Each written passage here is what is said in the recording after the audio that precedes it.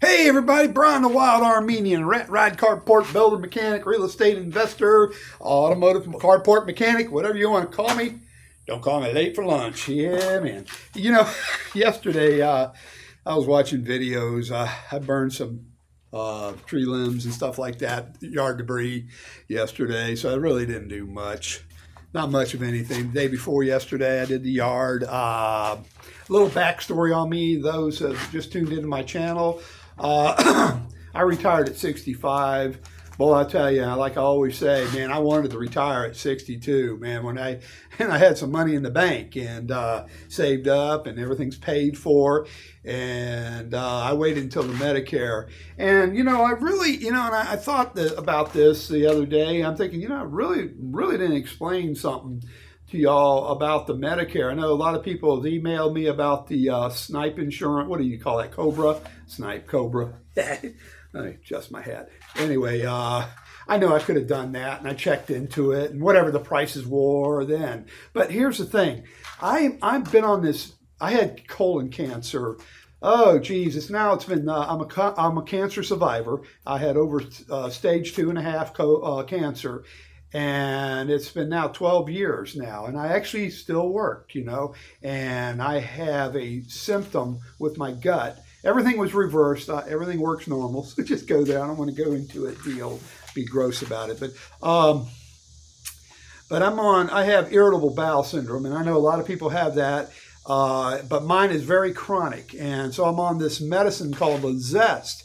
And man, it's like $500 for 30 pills. I mean, it's crazy. So I definitely, when I got in with my insurance, the copay was 40 something dollars, $50 for 30 pills, which, I remember the pharmacists would go, wow, that's expensive. I said, no. It's cheap compared to what if I had to pay for it out of pocket. Wow. I don't know. I haven't checked the recent price on it, but there's no generics that I know of still out. It's not out there. And if there is, you guys can tune in. But, I work closely with my doctor, gastroenterologist and all, and this is the way it is. I'm on some other medication. So that's why I waited. Let me rephrase what I've been saying. I waited until I was 65 because of the Medicare. When it kicked in December, I hit the road, and that's what I mentioned in my last video. So I just want to clarify that, and I'm going to, from now on, just make a light and let the new people that come on board with me, let y'all know that.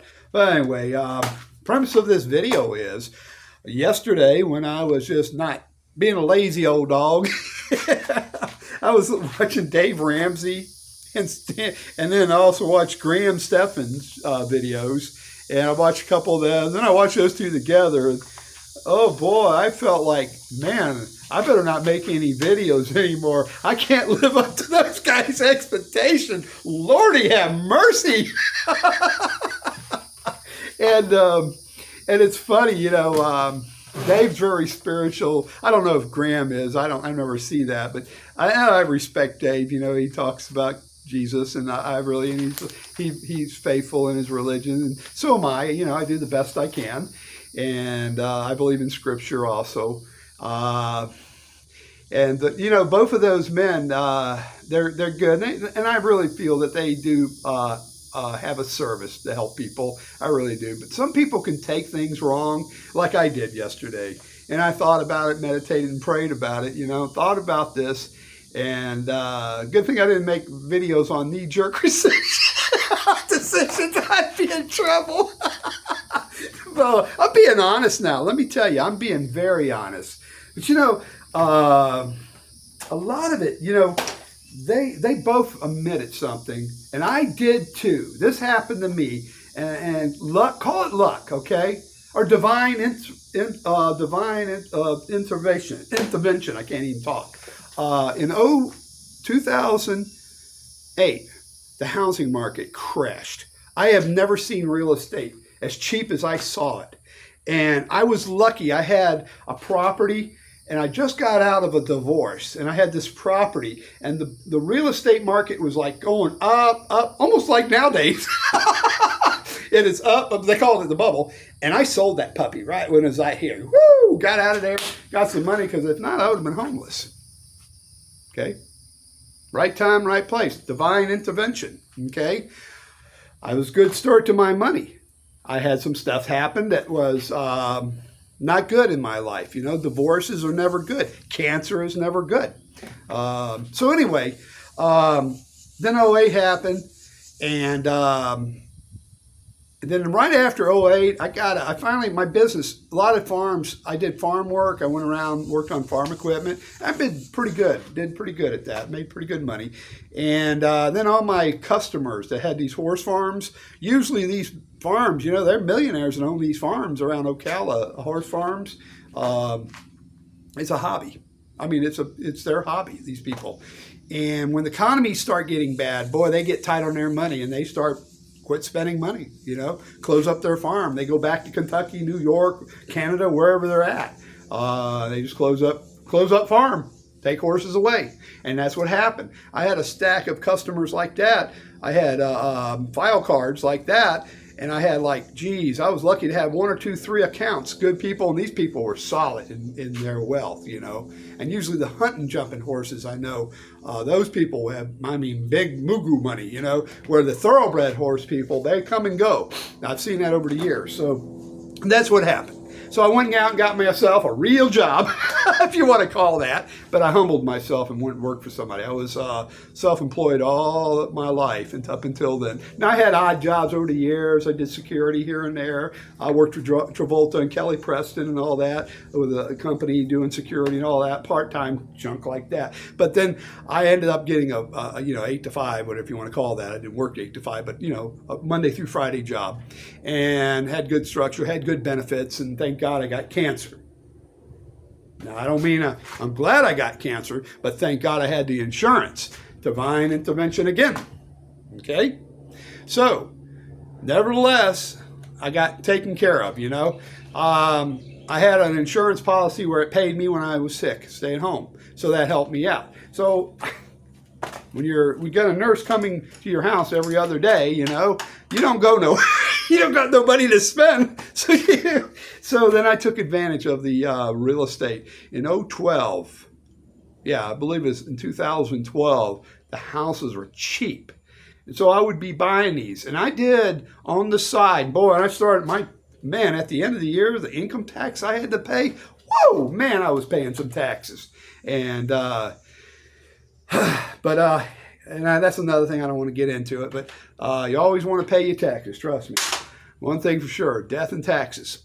I lost my train of thought. Oh, yeah. So anyway, I did about over $500,000 worth of business on the side, okay? And then, of course, saving money, and I had a 401k and all that. And I ended up generating enough wealth to where I'm at now. I'm not like Dave Ramsey. I'm not like Stephan. You know, I don't have a jet. I don't have a super muscle car, you know, whatever you call that, supercar, you know, that's worth $3K or $300,000 or whatever it's worth. You know, I don't have that stuff. And, you know, and it doesn't bother me that I don't have that. Here's the thing. You know, when I was watching those videos yesterday, I started feeling like, wow, maybe I need to stop making videos. You know, I just can't live up to their expectations. And that's the wrong avenue. And good thing, like I said, good thing I didn't make a video on knee-jerk reaction. I'd sure look like an idiot. But, you know, I prayed and meditated about it, and a couple things jumped out at me. You know, and in Matthew, in the Bible, 7:1-2, Jesus said, "Judge not, or you too will be judged for the same way that judged others," you know. And that's so true, you know. And gotta watch, you know, and hear what people say and take in what they say and what they mean. Both of those men, they do help a lot of people, and they help me, you know, with some of their words of wisdoms and their nuggets, and that's it. And sometimes we just need to keep it there, you know. And, you know, on the other stuff about cars and fancy boats and all that crap, you know, I thought about a Boston song, this rock band called Boston, Peace of Mind, and where it's talking about, the verse in the song says, people living in competition. All I want is my peace of mind. Amen. Whoever wrote that. I think sometimes, those are what Christians call secular songs. But I beg to differ with you. I think sometimes some of those lyrics are a divine intervention by the good Lord himself, And some of those rock songs, even some of those country songs, somewhere down the road, the Lord has touched them. The Lord creates all of us, And so, and art and music is a sign of art. It is art, so it's a reflection of life. And it's so true. And so, that's the way it is. I mean, I have to slow down my jets, take back, keep my mouth shut, meditate and understand than to be understood. Old St. Francis. There's an old St. Francis prayer. Really good. And everybody has their own opinion. And it's just like this fence, for example. Now, look at this new fence my neighbor put in. I mean, this is nice. Now look at my fence. This is old. Hell, this fence board's probably 30 years old. Now, originally before he put that fence in, I put the boards because we don't have horses. He has thoroughbred horses. So I put the fence boards this way. So if this horse is kicked, they won't kick, they won't get in our yard. And that's why I did it. And I basically did it for him. Now, in the front of our property, we have the boards faced out for aesthetics reasons. It looks nice that way. It looks better than that, But I did that. But he said he didn't like our fence, And that's his opinion. And, really, his fence is good. It's nice. I mean, they had a professional fence company, Big D fencing or something like that here in Ocala, Florida. And these guys did a real good job. I mean, real good fence. And there you go. And I thought, my old crappy old, look at that fence, And, and the guys that did the fencing, that did the fence work, they were complimenting me on my fence. I thought, first they were just grandstand, or what do you call that? What's that word? I don't want to be blowing smoke up my gazoono. But no, they were really sincere. They said, wow, and that's old wood. This is all reconditioned wood. It came out of a 40-acre paddock. And we got enough wood that we milled. Me and the wife did it too, We paid some guys to help us, put the fences up. But we milled a lot of the wood and section it. So it was 16 footers, and we chopped them down to 8 footers and made it work. And and it works. And the guys, the fence guys, are professional. They were really complimenting me. He said, man, it's cool. And they also told me one thing.